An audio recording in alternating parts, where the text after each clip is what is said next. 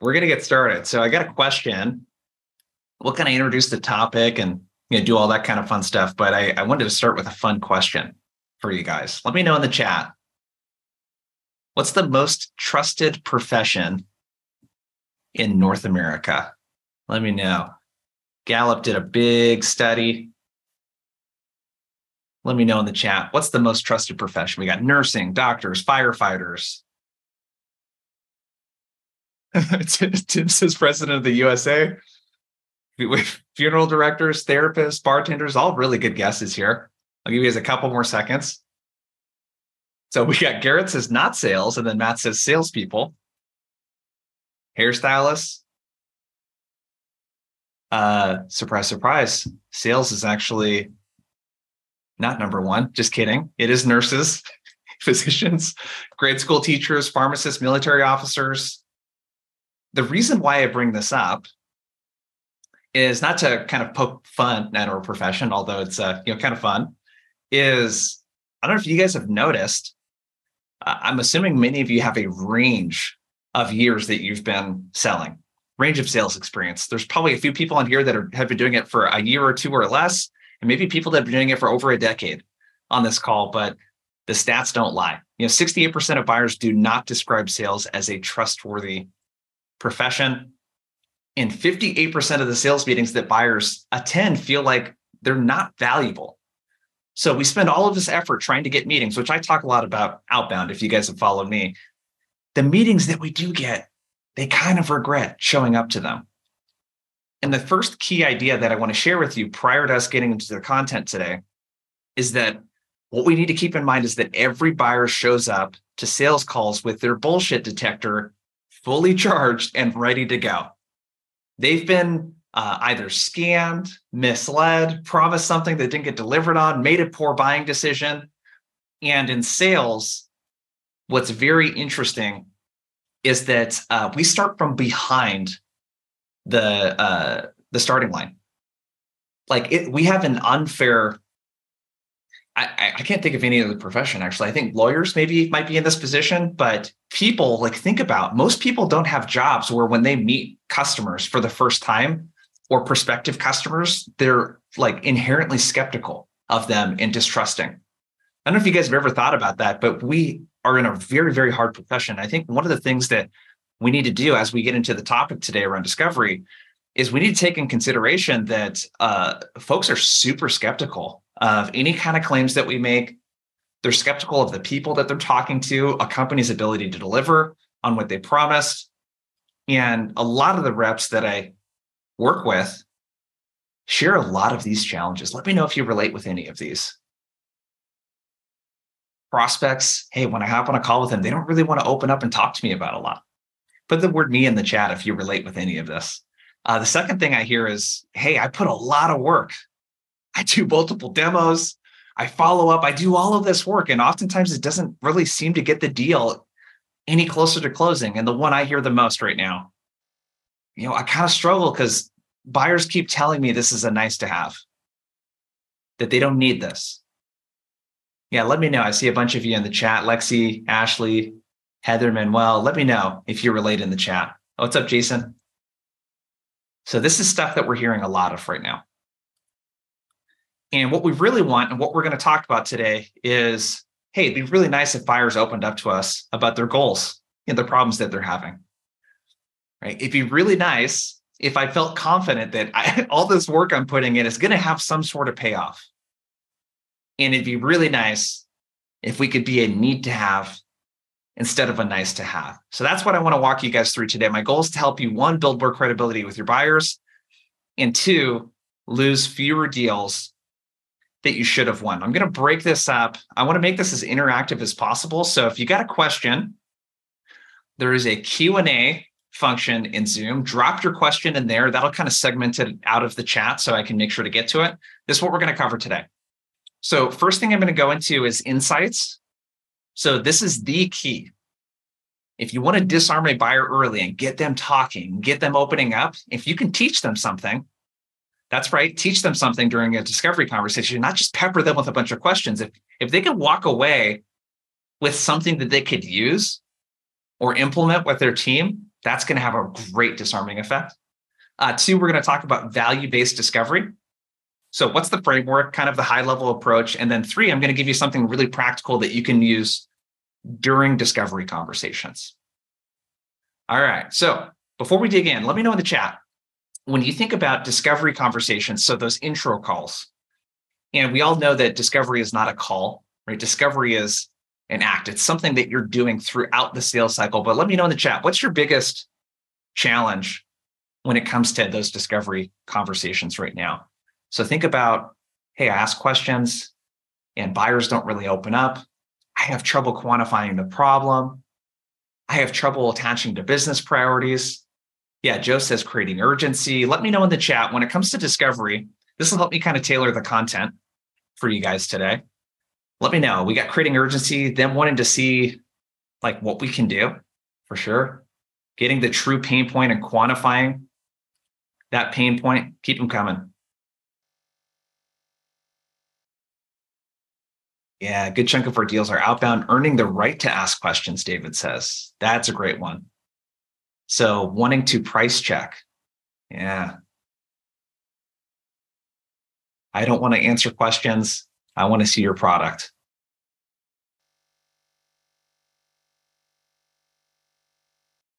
Yeah, they're considering other platforms, but won't say who.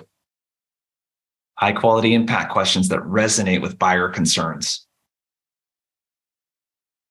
Yeah. Good stuff.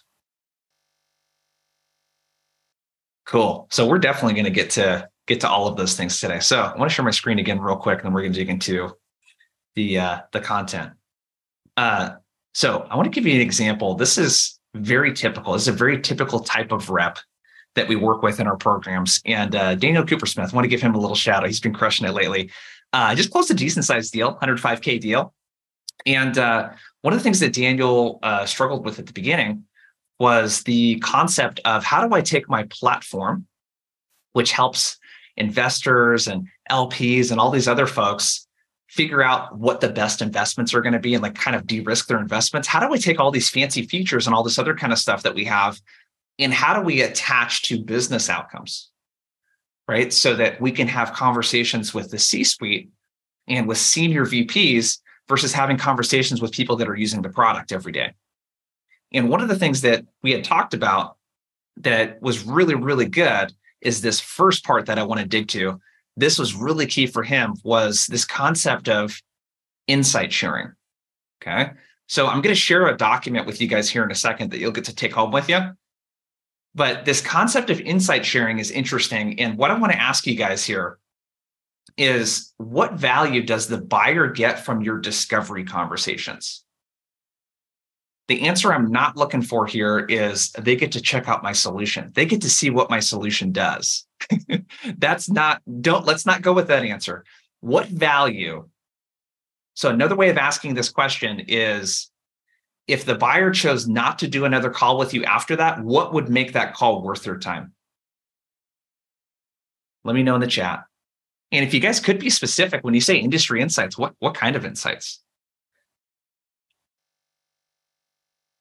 What kind of insights? Let me know in the chat.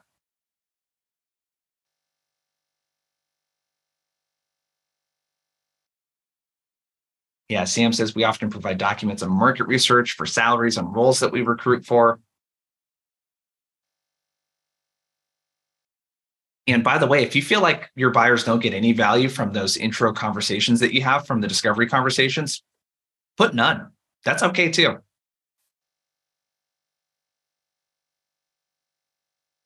Yeah. So Jack, that's a really big one. So Jack Swart, we're definitely going to dig into that. How similar companies might be gaining a competitive advantage. Yeah, Jeremy. So if you combine disco and demo in the same call, what do they learn during that entire call? What do they walk away with? Yeah. Okay. So before we get into this, it's going to be the first framework that we dig into. The key idea here is that discovery has to be a give and take in order for buyers to willingly participate. So there's this common misconception that if we just ask a bunch of questions and we don't do a lot of talking, and maybe we don't even do a lot of pitching, that people are just going to be really responsive to the 21 questions that we have for them, right? I don't know what your guys' experience has been, but that's not been the experience for me personally, or with the reps and sales teams that I work with. Buyers are very reluctant to answer questions if they don't feel like it's going to be worth their time. So this tactic that I'm about to show you, this is something that you can apply during any kind of sales conversation that you're having. And it's a way to add value to buyers during discovery conversations by guiding them. So I want you to think of yourself like a guide. You're guiding the prospect through a transformation. Okay. They're here. They want to get there. You're the glue that's going to like keep the boat together, or whatever analogy you want to use, that's going to get them from where they are to where they want to be. Okay. So the first thing I want to walk you through, and let me open up the document here. Let's take a look at what this framework looks like. Okay.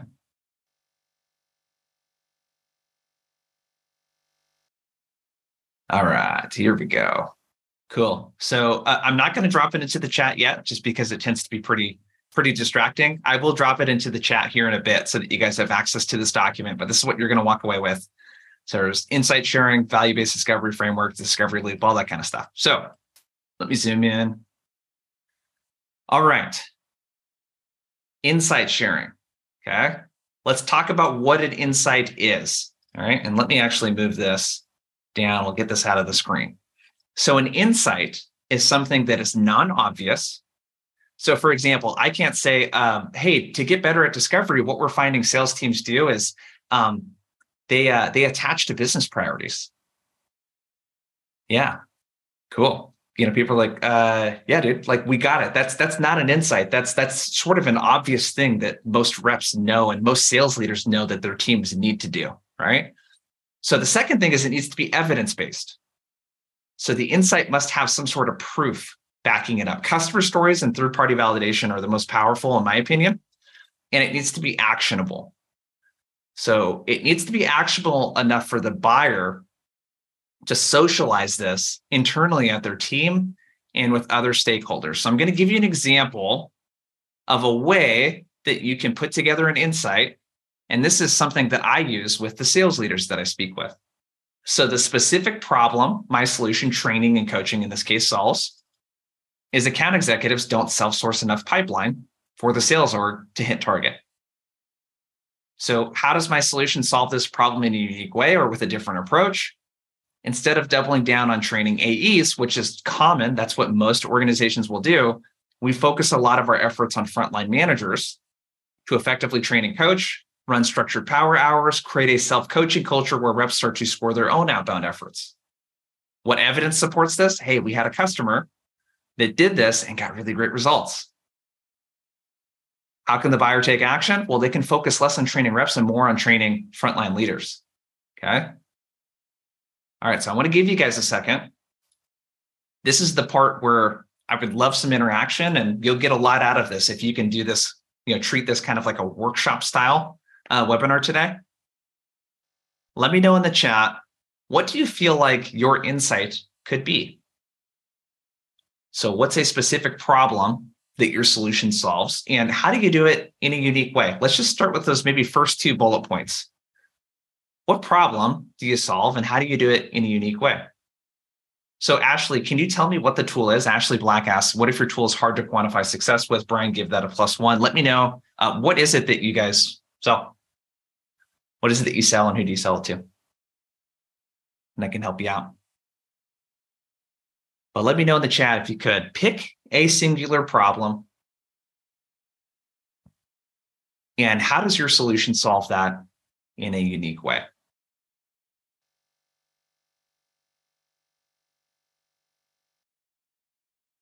All right, I'll give you guys a second to drop this in. I'm curious what the group comes up with today. And I'll take a look, Ashley, at what you dropped in here.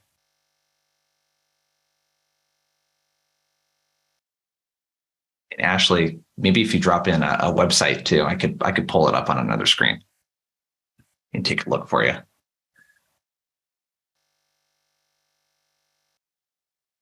There we go. I'll open this up while people are dropping stuff into the chat.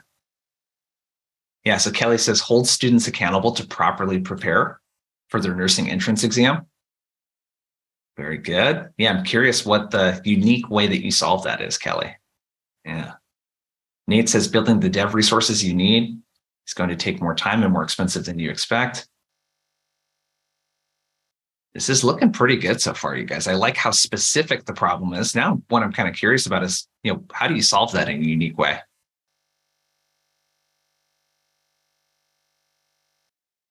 And Ashley, I have yours thing opened up here on the side here.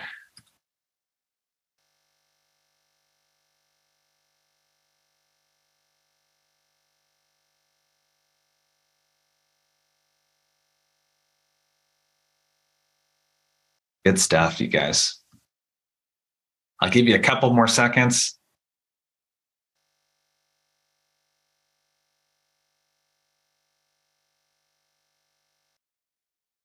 Okay. So for Ashley and anyone else, if you find that what you sell doesn't have like hard-coded numbers like this, you could talk about the problem that it ultimately solves. So let's say I didn't have the 42% here. What I could say is I could say, hey, GoGuardian implemented this with your account executives and saw a dramatic increase in qualified meetings booked quarter over quarter. And they no longer had to deal with their account executives not self-sourcing enough pipeline to hit target. So you could be more general in that regard. The other thing that you can do too, let me stop sharing the screen, is if you find that your thing is kind of hard to quantify, it could be the soft costs too. So the difference between hard costs and soft costs is an example of a hard cost would be eliminating something that's really easy to quantify, like a piece of software. So if I was paying $1,000 a month for something that your solution could replace, that would be a hard cost that I could, remove and save you. A soft cost would be more like my solution could help you spend 2 hours less per day writing cold emails. Cool. So what is 2 hours of an SDR's time worth and what could they do instead? That's a soft cost. So for Ashley and anyone else that is working on something that's a little harder to quantify, that's a way that you can talk about it, is some of the soft costs attached with saving people time, for example. All right. Yeah, looks good. Perfect. Okay, I'm going to keep going. So once we have the insight, now what we can do is ask insight-driven questions, okay? And let me push this down. It'll be a little less distracting. And again, I'm loving the engagement so far. The more you guys engage in questions that you ask, the more you're going to get out of the session today. As you can see, we're doing this workshop style. So I'm trying to give as much feedback and help to you guys as you're doing this as possible. So the biggest mistake that people make when they ask questions during discovery conversations, and again, I'm going to use this as the problem because this is what I help organizations with, is if I ask a sales leader, hey, what are you doing to get your AEs to self-source more pipeline? Or, how are your AEs self-sourcing pipeline? Or what challenges are you having getting your AEs to self-source more pipeline? I haven't delivered anything of value or provided any context around that question. Kyle Acey, who I recommend you guys follow on LinkedIn, I'll drop his name in there. If someone wants to drop his LinkedIn profile in the chat, I'd really appreciate it. Give him a follow. We just did a podcast on this, and he's got some great stuff. He's a VP of sales over at MongoDB. And one of the things that he talked about was essentially the more context that we give in our questions and the reason why we're asking them, the lower friction that the buyer feels in answering the question. So in other words, people are more likely to answer a question if we give them the reason why. Thank you, Lexi. So instead of asking a naked question like this, what we want to do is pack insight into that question. I know what I have here looks kind of long, but I'm going to say it out loud. You'll kind of get a vibe for how I might do this. So what I want you to think about, the kind of big takeaway here is if you could have one or two of these insights where you share a best practice that one of your customers is using, and then you ask a question around it, you're going to find the conversation really changes and the buyer really leans in. So I might say something like this, AE self-sourcing is a really big priority that many sales leaders we speak with every day are sharing right now. And the most common way, I don't know how you're approaching it, is by doubling down on rep enablement, right? You give AE scripts, templates, and outreach accounts, some training. And oftentimes when I hear this, there's very little change that sales leaders see. One of our clients, Go Guardian, is actually doing something that's kind of the opposite. And their AEs are setting 42% more meetings quarter over quarter by really focusing on frontline managers and enabling them and running weekly power hours with AEs, working it into their one-on-one agendas, and even getting in the pit and doing the prospecting with their reps. I'm really curious, how does this compare to how you're approaching AE self-sourcing with your team right now? So I taught them something. So software, same kind of thing. I work with a company that helps reduce contact center costs, right? One of the things that we might share there is, hey, a lot of the folks that we talk to are using FAQ pages. And the reason why they are using those FAQ pages is they want customers to answer their own questions instead of calling in to the contact center. And one of the things oftentimes that people mistake is that they build these huge FAQ pages and they don't have a way to know what's actually working and what isn't. And they don't have a way to detect why the person picked up the phone and called into the contact center. And one of the ways that our customer XYZ is fixing this is they actually put analytics in place to get the transcriptions on the voice calls and the messages, and they're able to detect sentiment from the thousands of customers that call in, and they're able to get all of that at a glance so they understand the reasons why stuff is happening so that they can build FAQ pages that don't make people call in out of frustration. I'm really curious, how are you revamping your FAQ pages, and what kind of insights do you have to know what is and isn't working? Right, so I can pack insight into those questions. Okay. All right. And Manuel asked a question. He said, what if your company doesn't provide any quantifiable data from wins, social proof, just vague general impacts? How would you word the question? I would word the question very similarly. So instead of 42% meetings, like I said, you could say, hey, they're seeing a dramatic reduction in cost to serve, and overall NPS scores are going up. And I'm really curious, how are you thinking about reducing the cost to serve in a way that doesn't affect your NPS? What are you guys doing right now? Okay, so this is the first kind of big takeaway, all right? Insight-driven questions. So I'm never going to ask a question like, what is your biggest challenge with? I'm going to talk about how a current customer is tackling that challenge with your help and how they're doing something unique, the insight, and then I'm going to ask the question. Let me know in the chat, how do you feel like you could use this first part before we dig into the next part? How do you feel like you could use this first part in your discovery conversations? What's your biggest takeaway so far? How do you feel like you could use insight-driven questions in your discovery approach? Drop it into the chat for me. And then we're going to move here into the next question. Yeah, Joe says, would this be after you do the problem bucket questions? Totally, dude. You can do problem-based questions. You can do priority-based questions, whatever you want to do. You're going to pack insight in front of the question. You guys, this positions you as a trusted advisor. This positions you as someone that they would want to ask advice from. That's the leg up that we have on all of our prospects, is that we have guided people like them through these transformations way more than they have. We've probably talked to their peers more than they talk to their peers. So I want to share that information and that insight. Yeah, Kelly says, I don't have data, so this is a way to share in narrative format how we can solve. Absolutely. It doesn't have to have hard-coded numbers in it, you guys. I know that's easy with what I sell, with sales. Okay. Sweet. Sean says, shows you're more of a consultant versus some dude asking questions. You care about them. Yeah, love it. All right. So if you guys got questions, again, drop them into the Q&A for me, and I'll try to get to as many as I can here. All right. So let's dig into the next part. Let me share my screen here. Okay. Part 2, value-based discovery framework. So I'm going to go through a 3-part framework. And what I want you to think about is these are kind of the principles, and I'll give you in part 3, the discovery loop. This will be how to kind of execute it. These are the high-level principles that we want to accomplish through the sales cycle. One of those big things being how to reduce the number of deals that we lose to status quo. So let me know in the chat. If you don't know the exact answer, that's okay. Guesstimate. What percentage of your closed lost deals are due to status quo? So in other words, after the buyer says no to you, they don't do anything different. They don't go with a competitor. They don't change anything internally. They don't decide to fix it with software instead of people or vice versa. Let me know in the chat.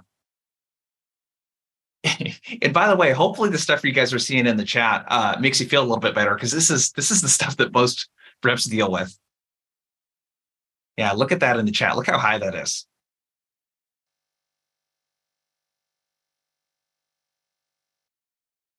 Yeah, keep it coming. Loving the participation so far, everyone.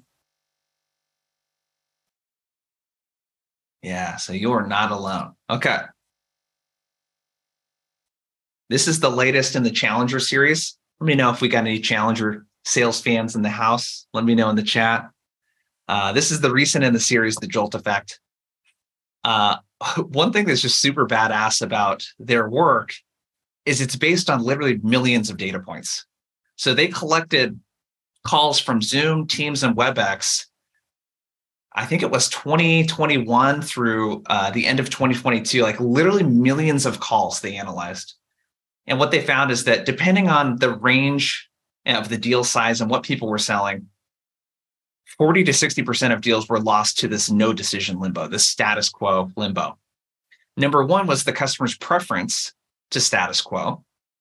And number two was an interesting finding. This was the insight, was that the customer had a fear of making a bad decision, which is different. Customer's preference of status quo is saying, I'm not really sold on changing. The customer's fear of making a bad decision is, I'm sold on changing. I just don't know who the best provider is to help me with that.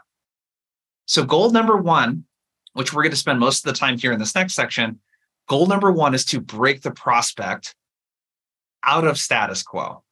Okay. And what we need to do is stretch the gap between where the prospect is versus where they need to be.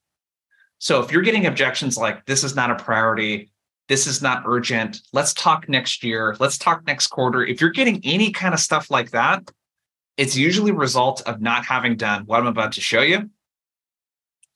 And it's this three-part framework. So let me share my iPad here. Okay.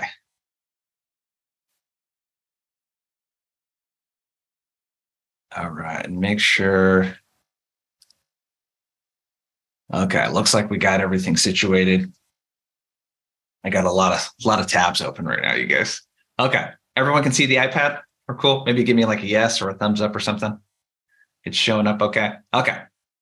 Joe says, hell yeah. Appreciate the enthusiasm, Joe. Okay, so there's three things that we need to do. So during the discovery process and throughout the sales cycle, we need to, one, connect, two, quantify, three, lead. Okay. This is where most reps make mistakes. Okay. So with the connect piece, what most people think is, what use case? What are my use cases, and what use case can I connect with the buyer's needs? Okay. So they do use case selling. Here are the 3-4 things that we can do. Which one do I think is going to be the best fit? Oh, we have a use case for that. Cool. And we prioritize the use case over everything. What we need to do is take that a step further and not rely so much on the use case. We need to rely on the priority. Okay, there's a stat from Gartner.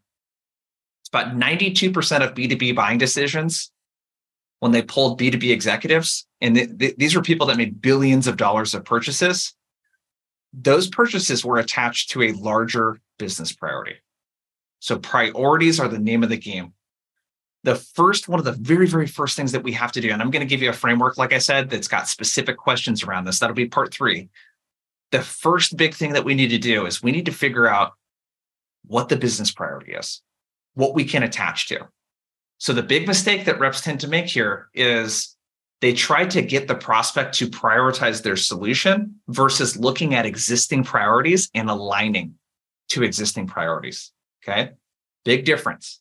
Don't try to get the prospect to think about your solution and prioritize and move it up on the list. Just align. Look for ways to align with existing priorities. We'll talk about how to do that. So 2 is quantify. Now, where I oftentimes see mistakes here is that People are really good at quantifying what they think the ROI will be. But what's the opposite of ROI?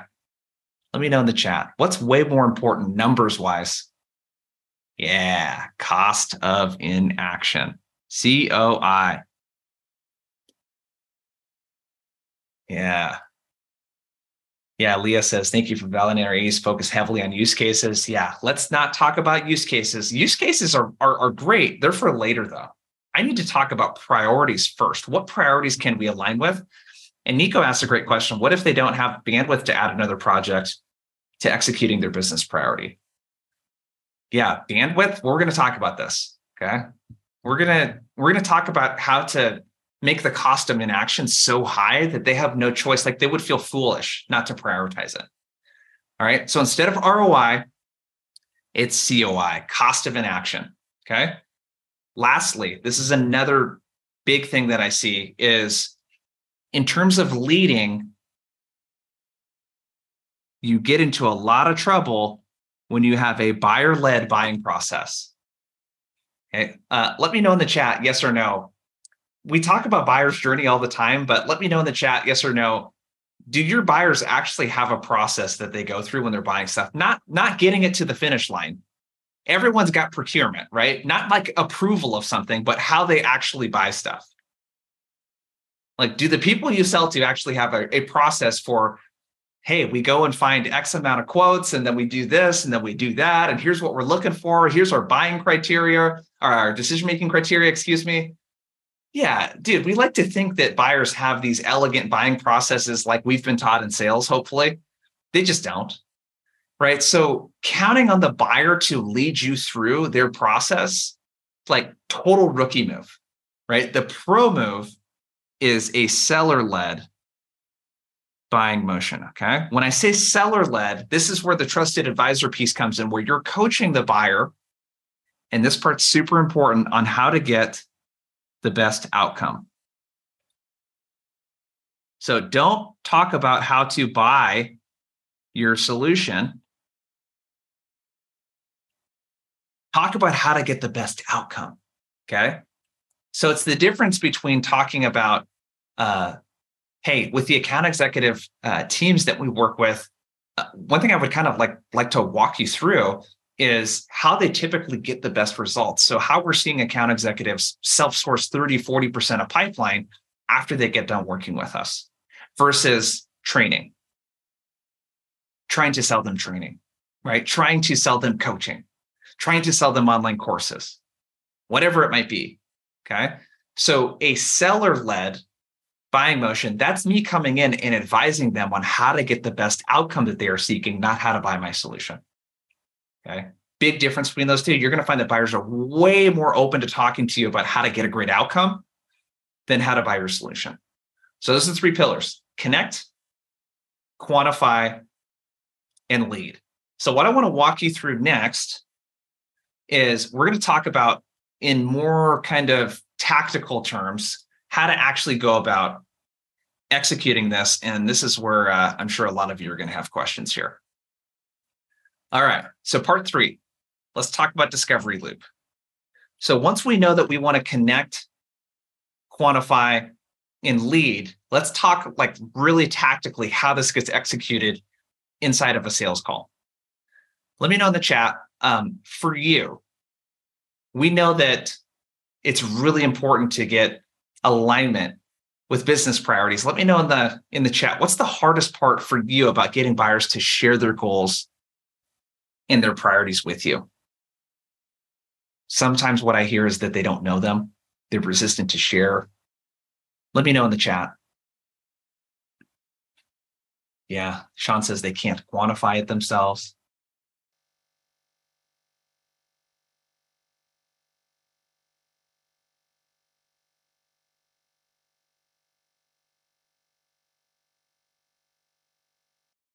Sam says, I sell to scary leaders. They're the most skeptical persona out there. I agree with you. They're tough.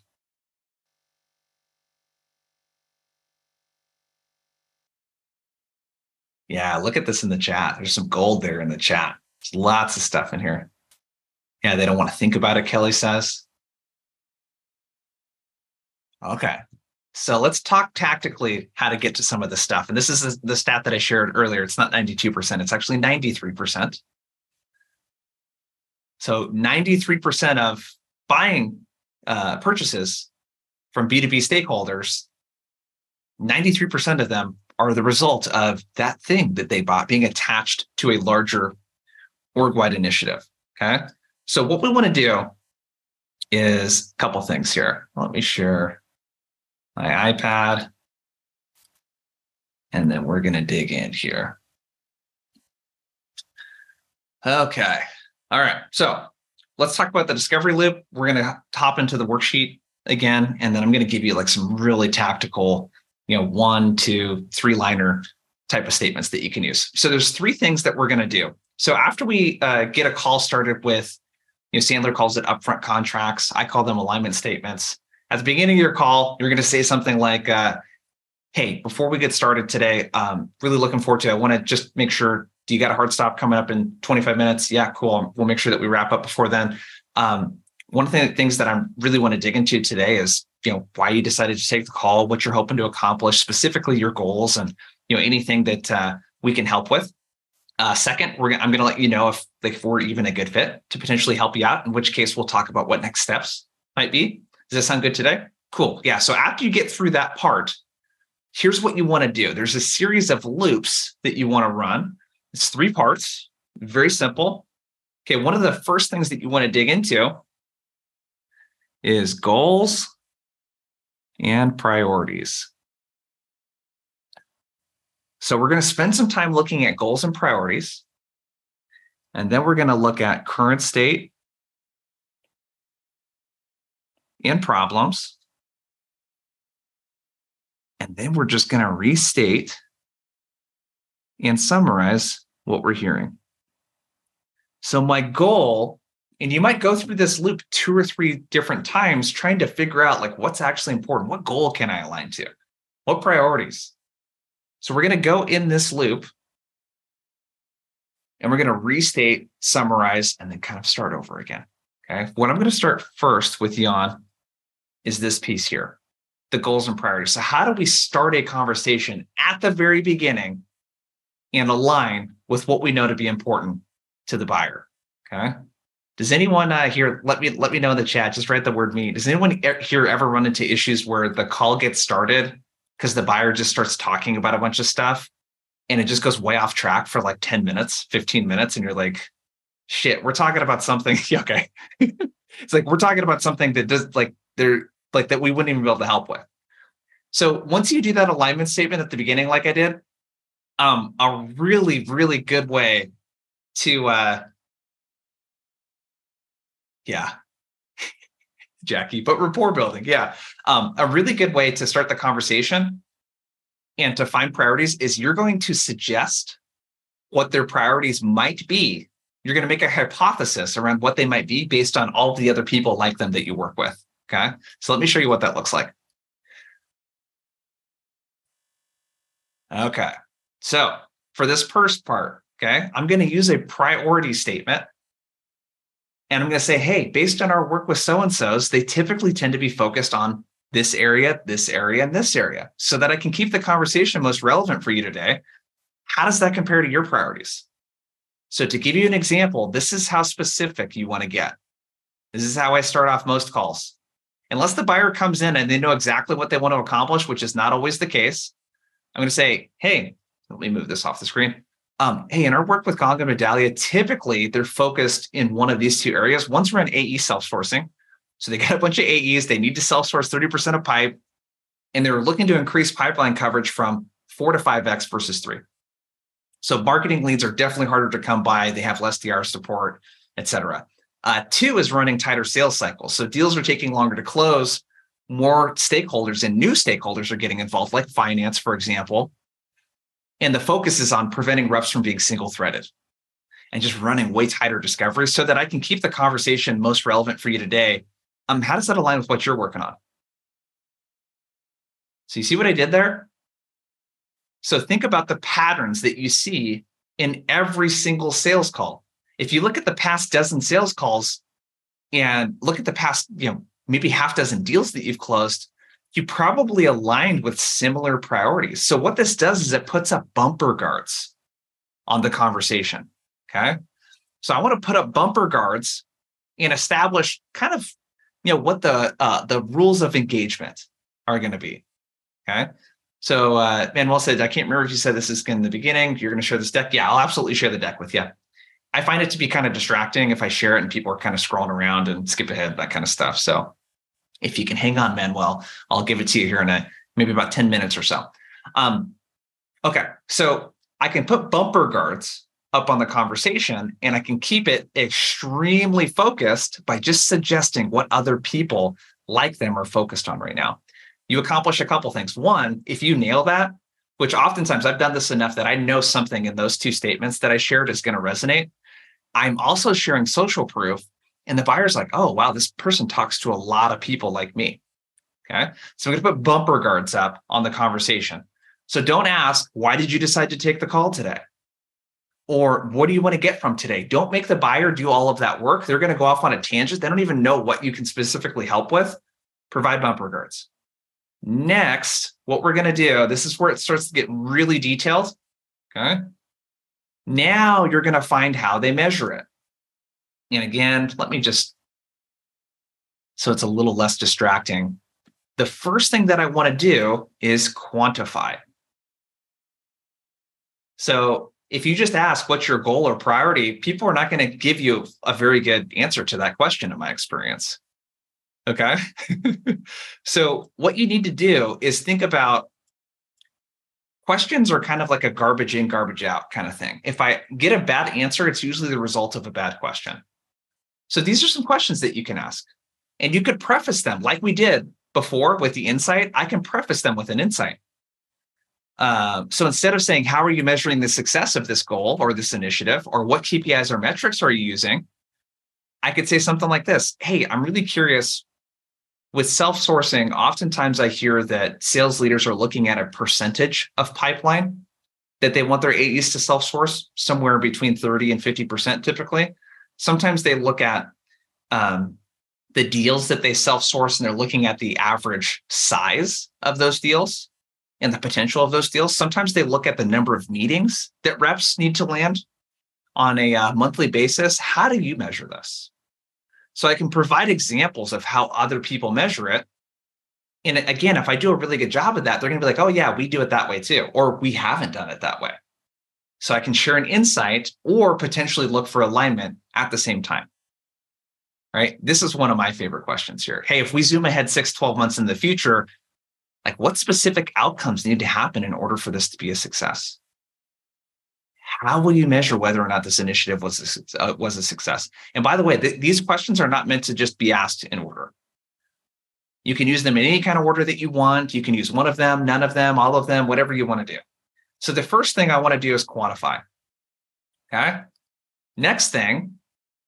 So a lot of you guys mentioned that, hey, sometimes they don't know the answer to the question. And usually that's an indicator that you're maybe not talking to the right person or that someone more senior needs to get involved in the conversation.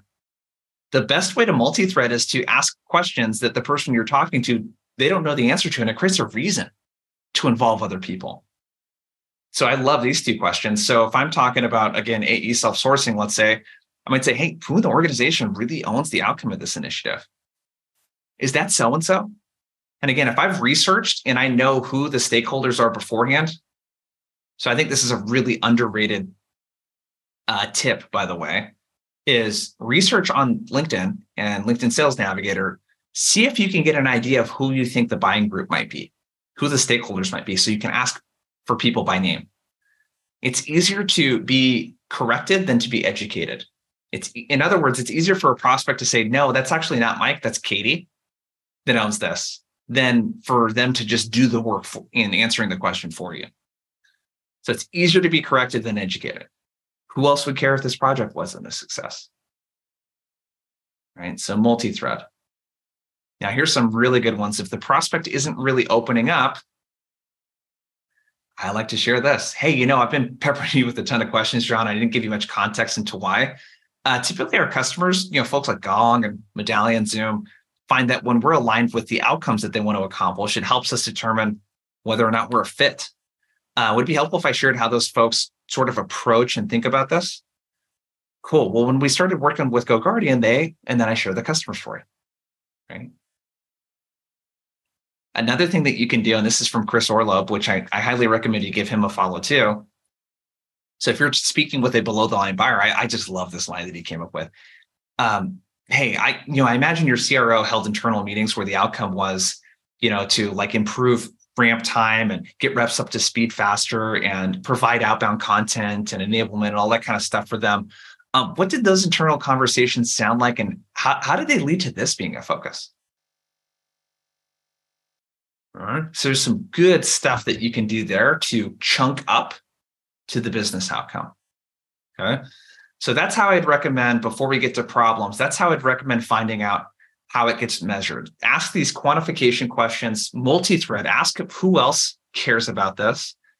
And you got a way to kind of troubleshoot if the prospect isn't opening up. Let me know in the chat, what part of this has been most helpful for you? And I'm going to drop this document into the chat. And we got one more that we're going to check out. Let me know in the chat, what's actionable here for you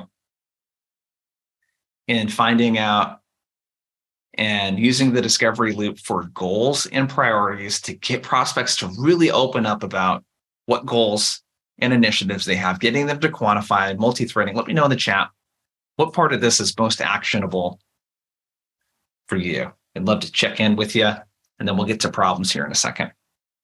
Let me know in the chat, what part's been most helpful for you? What's your biggest takeaway? Man, most is all of it.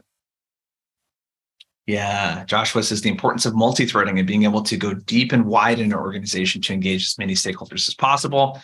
Multi-threading is a topic that I've run entire webinars on multi-threading too. So it's a very in-depth topic for sure. Yeah, framing questions. Yeah. Oftentimes when you get, this is not a priority, or we're going to push this back, or we don't have the bandwidth for this, oftentimes it's because we have not aligned with something that is very important to them. Thank you, Leah. So aligning to an existing priority that is already important to them, that is the biggest thing. Okay? All right, now let's dig into current state and problem.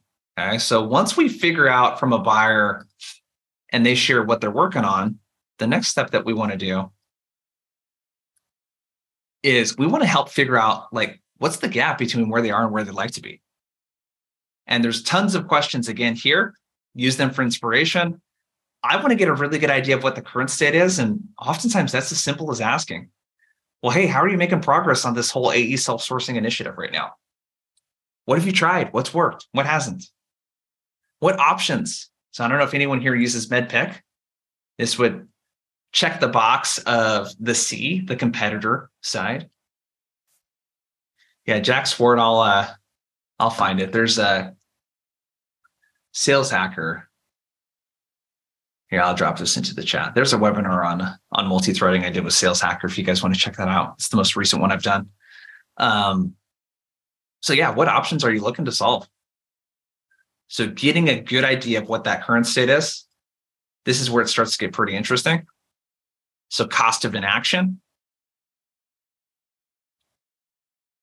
What's the number one KPI or metric that this is impacting most? This is such a simple just question to ask. When someone says, oh, we're just having trouble getting our account executives to prospect right now. Hey, I hear you. I'm curious, like, what's the number one KPI or metric you have that's impacting the most? Or, hey, many sales leaders measure the impact of this problem by looking at the percentage of pipe that account executives are self-sourcing. This helps them find out if this is a problem worth prioritizing or not. I'm really curious, like, what's the gap look like right now from where AEs are from a sourcing standpoint, versus where they need to be? What impact is this having? What impact is this problem having on XYZ initiative? Right? So cost of inaction, you guys got a bunch of really good, kind of one-line questions that you can use there. And then I want to prioritize. Yeah, Gary, I feel you. Yeah, Gary says I can look at almost any closed lost op and attribute it back to the discovery stage. Definitely. Me too. Same here. I'm not perfect with this stuff. This stuff happens all the time to me too. Um, so having a problem, I don't know if anyone's seen or experienced this before. You quantify a problem, the problem's really big. It's hundreds of thousands of dollars, millions of dollars. And it's just like you put this information in front of a prospect and they just aren't sold. You know what I mean? They just still won't move forward. And just because we have a problem and we quantify doesn't mean it's a priority, because there's dozens of problems that those buyers are having in their business. Why does this one deserve most of our attention and budget right now? And that's where you like to ask, hey, this might be a weird question. I imagine you have a dozen different priorities right now. If nothing changes, like what happens? And is that even that big of a deal? Why is this important to solve now? I'm really curious. And get them to like kind of justify why this is important to solve now, or tell you why it's not important. And then you actually know what you're dealing with. Yeah, compelling event. Yeah, Michelle asked, do you like on a scale of 1 to 10 questions? Yeah, sure. Hey, on a scale of 1 to 10, 1 being there's no way we would ever want to work on this, and 10 being this is our number one priority, like where do you feel like this problem fits for you guys right now and why? Totally. So prioritize. And then again, multi-thread. And again, you guys, I hope what you're getting from this, what I have highlighted here is super important. Don't ask all of these questions, and certainly don't just pepper your prospect with all of these questions in this order. This is just what you're kind of looking to find here, right? It's just giving you some ideas. And I love these multi-threading questions. Hey, if we fix this problem, who would own the outcome that we could deliver together? Who else knows about this problem on your team? Who doesn't believe that this is a problem? Who's most skeptical about this being a priority? So you could insert a more senior person. So let's say the chief revenue officer is John. Hey, how would John respond to this information? What do you think? Right. So that concludes the content for today. So I think the big thing is, one, we need to understand with these questions specifically, we need to understand how to get to a goal and a priority. We need to do that quickly. We need to, at the very beginning, set the stage at the very beginning of the conversation that that's what we're going to be talking about. How much more buyer-centric could you be than to talk about their goals? And then we're going to talk about problems in their current state. And then we're going to summarize what we heard. Those 3 things are going to help us connect to a larger initiative. It's going to help us quantify the cost of inaction, and it's going to help us lead the buyer through a transformation versus counting on them to lead us, right? We're the ones that are supposed to do the work. So I have some time for questions. We got about 4 or 5 minutes left, it looks like. So if you got a question, drop it into the Q&A, and I see a couple questions in there already. And I will get to as many as I can. So if you got a question, drop it into the Q&A. All right. Joe says, how would you respond to a boss who says that initial priority statements are too long or wordy? Joe, good question. So there's actually some really compelling data that Gong has on, it's specifically for cold calling. I think that they have one for discovery, but it's like what they did is they looked at, I'm totally brain farting on the word right now. It's when monologues, that's what it is. They have some data on monologues, and in cold calls, they found that the successful cold calls had monologues in there of like 30 to 40 seconds. So I think the big takeaway, also talk time, very overrated, by the way.